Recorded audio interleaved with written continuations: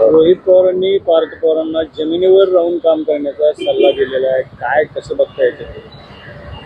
हे बघा, आदरणीय पार्थदादा पवार हे अजितदादा पवारांची सावली आहे, अजितदादांचं रक्त आहे.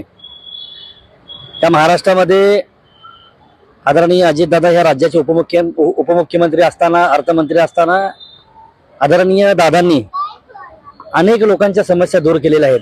आदरणीय दादांना कधीही प्रसिद्धीची हाव कधी लागली नाही. तशाच पद्धतीने अजितदादांचे सुपुत्र म्हणून संपूर्ण महाराष्ट्र पारदादांकडे पाहत आहे.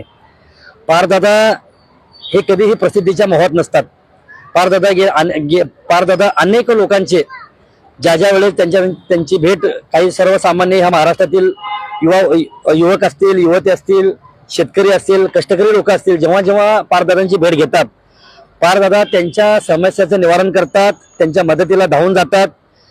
ती केलेली मदत ते कधीही प्रसिद्धीस आणत नाहीयेत. रोहित दादांना माझी एक विनंती आहे की आपण ज्या पद्धतीचा सल्ला आदरणीय पारदादांना दिलेला आहे, आपण प्रसिद्धीशिवाय या महाराष्ट्रामध्ये राजकारण करू शकत नाहीये. तसं आदरणीय पारदादांचं नाही आहे. पारदादांना कधीही प्रसिद्धीचा मोह नाहीये, कुठल्या व्हिडिओचा मोह नाहीये. कुठे ऍक्शन करून एखादी मदत करावी, ऍक्शन करून एखादं काहीतरी बोलावं, असा धंदा पारदादांचा नाहीये. त्यामुळं आपण आपल्या पद्धतीने काम करावं, असं एक राष्ट्रवादी युवक काँग्रेसच्या माध्यमातून मी तुम्हाला विनंती करतोय. कुठेतरी रोहित पवारांनी टीम करून प्रदेशाध्यक्षांना टार्गेट केलं जाते का? वारंवार अजितदादाच्या ज्या अपघातावरून त्यांना हे करण्याचा प्रयत्न, बदनाम करण्याचा प्रयत्न केला.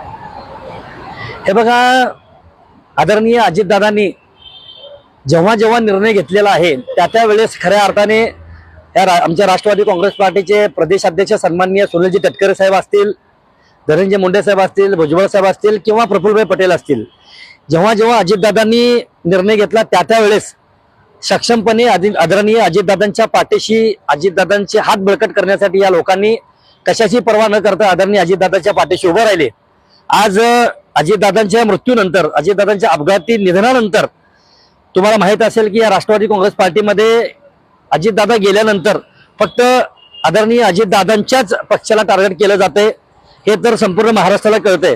अजितदादांनी जेव्हा पार्टी वेगळं करण्याचा निर्णय घेतला तेव्हापासून रोहितदादा पवार असतील, त्यांची टीम असेल, किंवा आपल्या खासदार लाडक्या आदरणीय सुप्रियाताई सुळे असतील, त्यांचे देखील बहुतांश प्रेम आदरणीय अजितदादांच्या पार्टीवर आहे.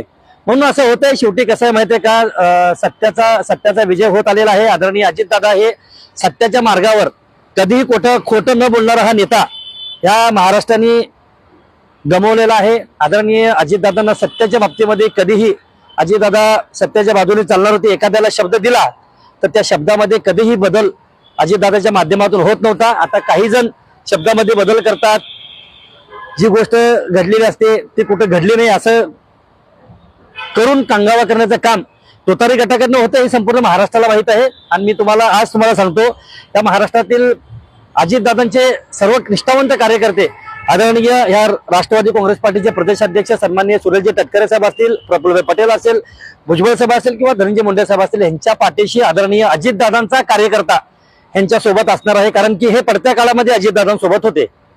आणि आज त्या महाराष्ट्रामध्ये आमच्यासाठी सर्वस्व जर कोण असेल, राज्याचे उपमुख्यमंत्री सन्माननीय सुनीत्राबाई पवार आहेत, आदरणीय पारदादा आहेत, आदरणीय जयदादा, हे आमचं या महाराष्ट्रातलं नेतृत्व आहे.